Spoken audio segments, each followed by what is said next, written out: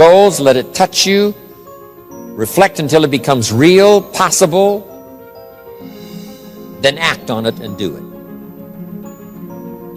Activity is the vessel in which we pour the drama of our life so that it performs the miracle of creating reality. For you now to act on what you've heard, felt, thought, seen, the people you've met and all of it, now put it into action. Put it into a health plan that won't quit. Put it into a health plan that'll give you a unique physical support system. Put it into a career plan. Put it into a relationship plan. Act upon it and you can create a masterpiece. Michelangelo was a genius, but it was not his genius that created the masterpiece. But his genius was so strong and his belief in it was so powerful that he picked up the chisel and the hammer. So I want you to just make that an analogy now in your notes. You must now finally pick up the chisel and the hammer. After you've taken the classes and after you've absorbed and after you've thought and after you've wondered and after you've set goals and after you've come to a conclusion about your promise and your future, now you must pick up the chisel and the hammer. And it's the chisel and the hammer and the sweat and the muscle. And the chisel and the hammer and the sweat and the muscle that builds a career. Otherwise, the rest of all of this serves no purpose. Why absorb and why respond and why reflect and why gather up the promise of the future? There is no purpose unless now you act. But if you act, a masterpiece of a career is waiting for you. A masterpiece of a good marriage is waiting for you. A masterpiece of a fortune is waiting for you. What you're going to do with it, where you're going to give it away, benevolence and all the rest. Now here's the last part. The ability to share. We absorb, we respond, we reflect, we take disciplined action, start creating reality. Now the key to make life really unique and worthwhile is to share.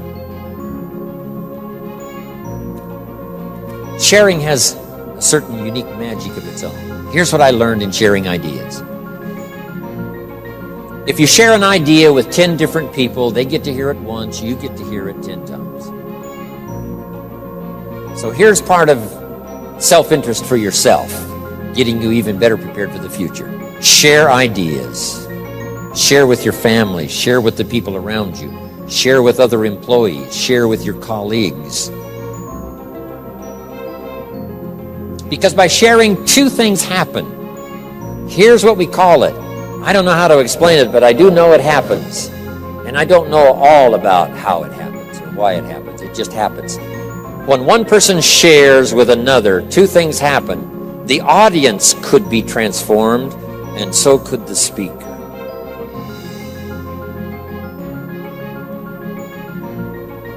If you share with someone else, they could be transformed. You may have dropped in at the right time. This may be their moment. They've got 3 numbers dialed into the lock already. And if you say it well and say it right, you'll be the 4th number that they could dial into the lock of their personal experience, and the door will come open and there's opportunity they never saw before. The person who hears can be transformed. But here's what else is exciting. The person who speaks can be transformed. Guess what we're all looking for? Transformation. For our new life, the new life tomorrow, the new life this month, the new life next year, the new life this year. The caterpillar one day says, I think I was made for more than this, crawling on the ground. So the butterfly climbs the tree, attaches himself to a leaf, and spins the cocoon. Who knows what disciplined effort it takes to spin a cocoon? But something inside the caterpillar says, I was designed for something more than being just a caterpillar. And then when the cocoon is ready and it opens up, out comes a butterfly that flies away.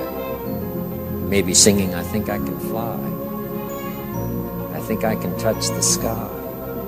I used to be a caterpillar on the ground. Now I fly. I'm asking you to go through such a metamorphosis. I'm asking you often to go through a period where you say, new skills, new things are waiting for me.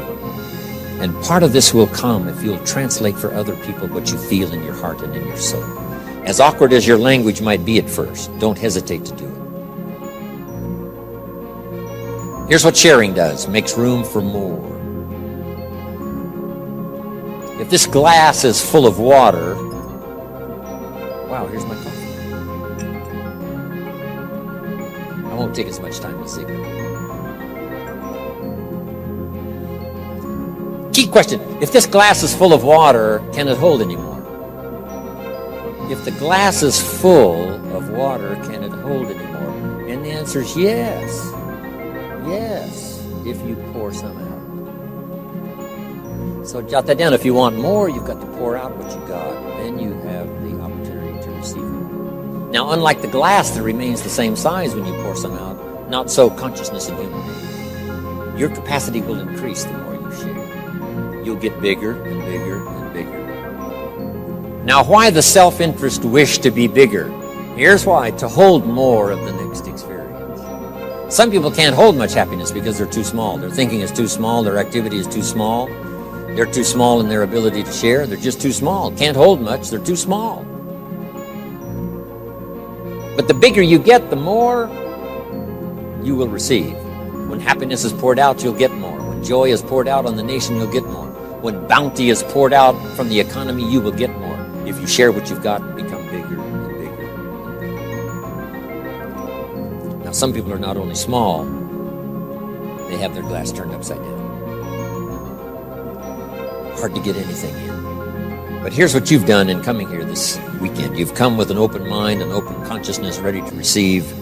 And I promise you, we're going to pour everything we possibly can into every ounce of time we've got here to make it beneficial for you, give you not just your money's worth, but your time's worth. Now, one last part under personal development. Personal development leads to all good things because it makes you unique. Here's what my mentor said when I first met him. I'm 25 years old. I'm broke. Not destitute, but broke.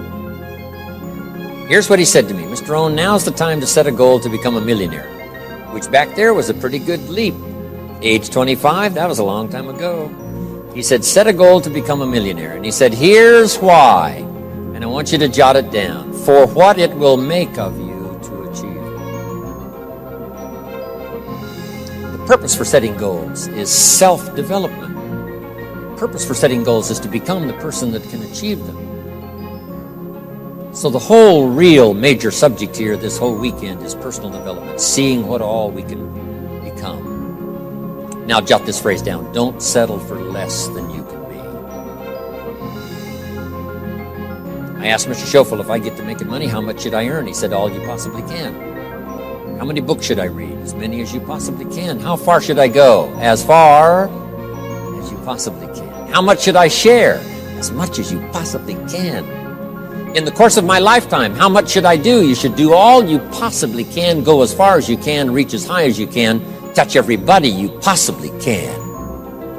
I made that commitment a long time ago, and it has served me so well, and it brought me to Dallas this weekend.